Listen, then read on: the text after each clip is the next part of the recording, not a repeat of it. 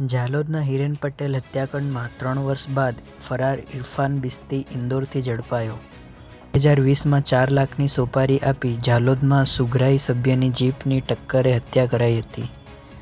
નગરપાલિકાના સુગરાઈ સભ્ય હિરેન પટેલની 27 સપ્ટેમ્બર 2020ની પરોઢે રાજકીય અદાવતમાં જીપની ટક્કર મારીને હત્યા કરી દેવાઈ હતી।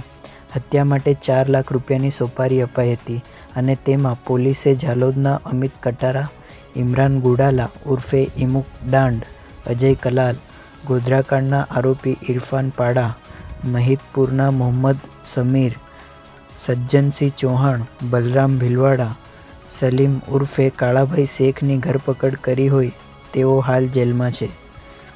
આ હત્યાના કાવતરામાં મધ્યપ્રદેશના ઉજ્જૈન જિલ્લાના મહિદપુર ગામનો ઇરફાન બિસ્તી પણ સામેલ હતો।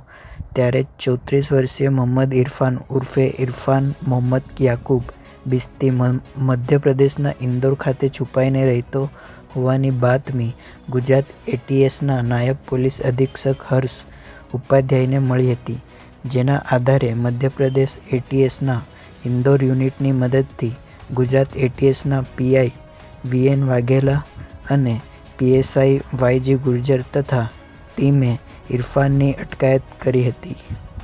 પૂછપરછ કરતા તેણે પોતાની ગુનાની કબૂલાત કરી હતી। ઉલ્લેખનીય છે કે પકડાયેલો ઇરફાન બિસ્તી તેના મિત્રો મોહમ્મદ સમીર મુજાવર તથા સજ્જનસિંહ ચૌહાણ તથા અન્યોની સાથે મળી હત્યાના કાવતરાને અંજામ આપવા 27 સપ્ટેમ્બરે ઝાલોદ આવ્યો હતો અને ઘટનાને અંજામ આપ્યો હતો। ઇરફાનનું નામ ફરિયાદમાં હોવાની જાણ થતાં સપ્ટેમ્બર 2020થી ફરાર થઈ ગયો હતો અને તે ઇન્દોરના ખજરાના વિસ્તારમાં છુપાઈને રહેતો હતો।